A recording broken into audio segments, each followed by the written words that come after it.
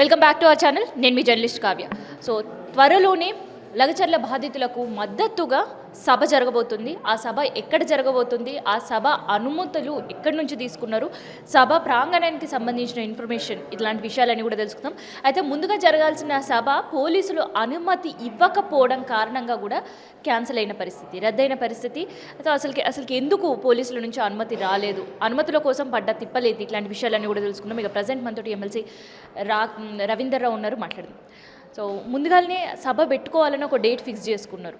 So ఎందుకు అసలుకి ముందుగా పెట్టుకోవాల్సిన సభ రద్దు చేసుకోవాల్సిన పరిస్థితి వచ్చింది?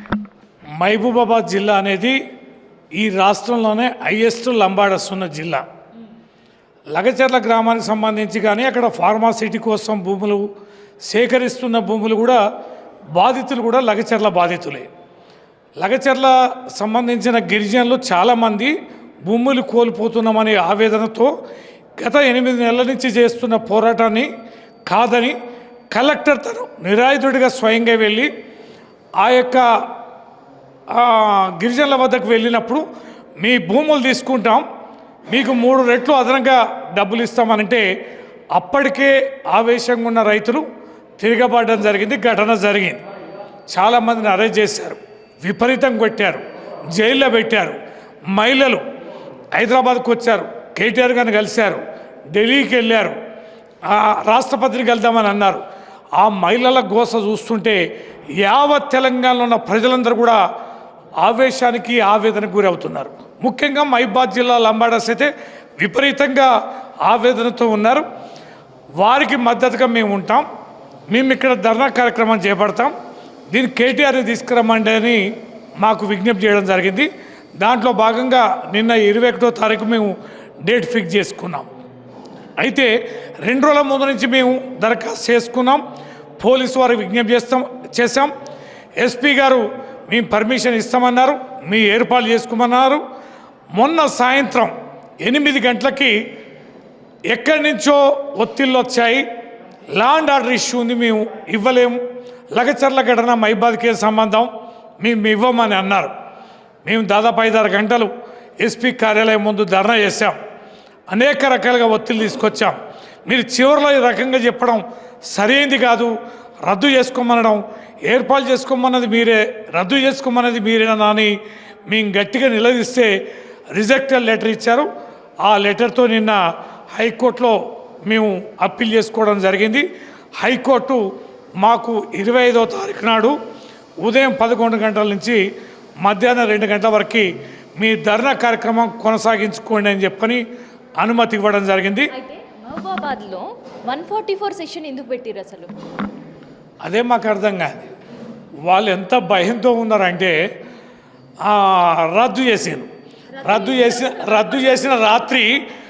చేసిన మొన్న 20వ తారీఖు నాడు రాత్రి రద్దు చేస్తున్నామని 12 గంటలకి లెటర్ ఇచ్చారు.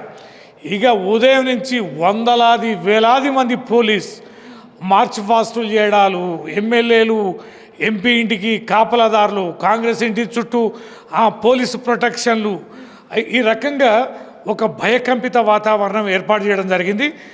ఇది గిరిజనులలో ఉన్న బాధ, ఆవేదన హింసాత్మక ఘటనల వైపు పోతాయి అనేది వాళ్ళ యొక్క ఆలోచన, వాళ్ళ ఇంటెలిజెన్స్ నివేదికలు. ఇది కొని తెచ్చుకుంది వాళ్ళే. మామూలుగా నిన్న కనుక అనుమతిస్తే మా మద్దతు లగచర్ల గిరిజనులకు ఉంది, వారి భూములు గుంజుకోవద్దని అక్కడ గిరిజనులు చెప్పేవాళ్ళు. మా పార్టీ తరఫున కూడా వారి విజ్ఞప్తులు వినేవాళ్ళం. నిన్న చాలా శాంతియుతంగా అయిపోయేది. కానీ వారు నిరాకరించడంతో, మభ్యపెట్టి ఆలస్యంగా నిరాకరించడంతో ఒక రకమైన ఆవేదన, ఆందోళనకి ఆహ్వానించిన ప్రజల్లో వచ్చేసింది. ఆ ఆందోళనకు గుర్తెరిగిన అధికార యంత్రాంగం, కాంగ్రెస్ నేతలు తమ రక్షణ కోసం బలగాలను పిలిపించుకొని 163 సెక్షన్, 144 సెక్షన్, 30 సెక్షన్స్ పెట్టి ఎక్కడికక్కడ ఏ ఇద్దరు కూడా కలిసి ఉండొద్దు అని రకరకాల నిబంధనలతోటి కట్టడి చేస్తున్నారు.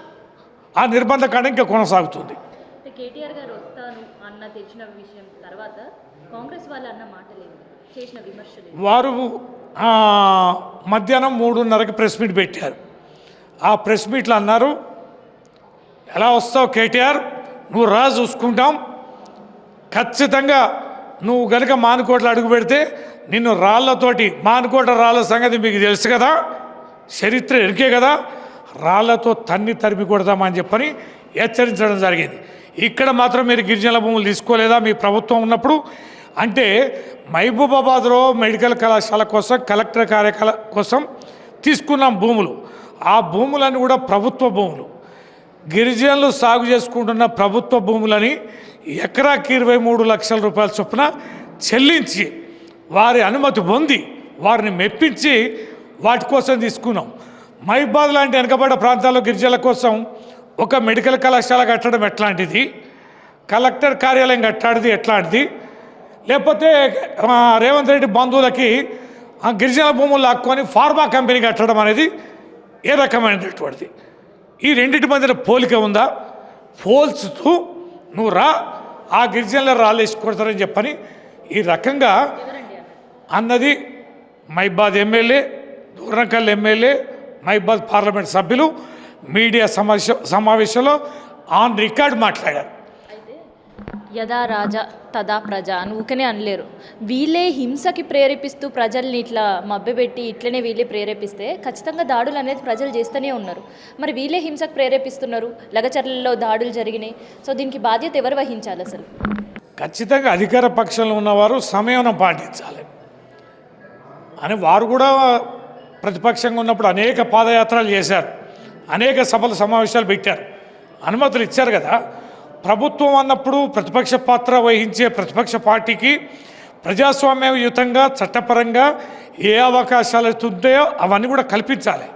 ఈ రకంగా అడ్డుకోవడం అనేది ఖచ్చితంగా ప్రజా వ్యతిరేకం, రాజ్యాంగ విరుద్ధం. రాజ్యాంగ వ్యతిరేకంగా వ్యవహరిస్తే ప్రజలు తిరుగుబాటు చేస్తారనడంలో ఏ రకమైన సందేహం అయితే లేదు. ఖచ్చితంగా ఇది ప్రజల్ని రెచ్చగొట్టే విధానం. ఇలా అసహనంతో 6 గ్యారెంటీలు 13 హామీలను అమలు పరచలేని పరిస్థితి. అమలు పరచమని 100 రోజుల్లోనే అమలు పరుస్తామన్న కాంగ్రెస్ పార్టీ, రేవంత్ రెడ్డి సంవత్సరం పూర్తిగా వస్తున్న అమలు పరచకపోవడాన్ని జీర్ణించుకోలేని ప్రజలు ఇవాళ ఆవేదనకి, ఆందోళనకు గురి అయి ఎక్కడికక్కడికి అడ్డంకులు సృష్టిస్తుంటే, వారి ప్రభుత్వం పైన వ్యతిరేకతని కనబరుస్తుంటే, సభలు సమావేశాలు పెడుతుంటే, దానికి ప్రతిపక్ష పార్టీ అయినటువంటి బీఆర్ఎస్ పార్టీని ఆహ్వానిస్తుంటే దీనిని కుట్రలు కుతంత్రాలు మేం చేస్తున్నామని ఆరోపణలు చేయడం, అవినీతికి పాల్పడ్డామని నిత్యం మాట్లాడడం, నిత్యం కమిషన్లు వేయడం, రోజు వార్తలు రాయించడం, బాంబులు వెళ్తానని బాధ్యతాయుతమైన మంత్రులు మాట్లాడడం, ఒక రకమైన గందరగోళాన్ని ఇవాళ క్రియేట్ చేస్తూ ప్రతిపక్ష పార్టీని కకావికలం చేస్తూ ఒక రకంగా నిర్వీర్యం చేస్తూ వారి చేతగానితనాన్ని కప్పిపుచ్చుకోవడానికి మా మీద వేస్తున్న అబండాలు, చేస్తున్నటువంటి యొక్క రెచ్చగొట్టే ధోరణి మాటలు తప్ప మరొకటిగా. అయితే ఇక్కడ పోలీసుల నుంచి అనుమతి రాలేదు, కానీ న్యాయస్థానం మాత్రం అనుమతి ఇచ్చింది. అనుమతిస్తూ ఎట్లాంటి కండిషన్స్ అనేవి పెట్టింది? సభ ఎప్పటి నుంచి ఎప్పటి వరకు ఉండబోతుంది? సభా ప్రాంగణం ఎక్కడ ఉండబోతుంది? ఎస్, ప్రభుత్వం ఇట్లా దమన నీతిని ప్రదర్శించినప్పుడు మనకి ప్రత్యామ్నాయం రాజ్యాంగం కల్పించిన అవకాశం న్యాయస్థానాలు. న్యాయస్థానం తన పాత్ర తాను నిర్వర్తించింది. మా విజ్ఞప్తిలో రాజ్యాంగ భద్రత ఉంది కనుకనే అనుమతినిచ్చారు. 25వ తారీఖు నాడు ఉదయం 11 గంటల నుంచి మధ్యాహ్నం 2 గంటల వరకు జరుపుకోండి అని, అల్లర్లు జరగకుండా చూసుకోండి, పీస్ను మెయింటైన్ చేయండి, రెచ్చగొట్టే మాటలు మాట్లాడకుండా మీ ప్రజాస్వామ్యబద్ధంగా మీరు ఆ ధర్నా కార్యక్రమాన్ని నిర్వహించుకోండి అని చెప్పని ఇది కోర్టు తమ ఆర్డర్లో చెప్పడం జరిగింది. ఖచ్చితంగా కోర్టు ఏ రకమైన నిబంధనలు విధించిందో ఆ నిబంధనల మేరకే మేము ధర్నా కార్యక్రమాన్ని మేము కొనసాగిస్తాం. ఇది ఖచ్చితంగా ఎవరైతే రెచ్చగొట్టే ధోరణికి పాల్పడి ఎవరైతే ఇబ్బందులు కల్పిద్దామని కుట్రలు కుతంత్రాలు చేస్తారో వాళ్ళ పట్ల జాగ్రత్తగా అధికార యంత్రాంగం ఉండాలని, మా కార్యక్రమం నిరభ్యంతరంగా జరుపుకునేలా అధికారులు తగిన ఏర్పాట్లు చేయాలని, సహకరించాలని మా జిల్లా ఎస్పీ కలెక్టర్ గారు కూడా మేము విజ్ఞప్తి చేస్తున్నాం. సో ఇలా విజ్ఞప్తులతో, కోర్టు ఆదేశాలతో, గైడ్లైన్స్తో జరగబోతున్న మొదటి సభ, అది లగచర్ల బాధితులకు మద్దతుగా జరగబోతున్న సభకు సంబంధించిన ఇన్ఫర్మేషన్ ఇది.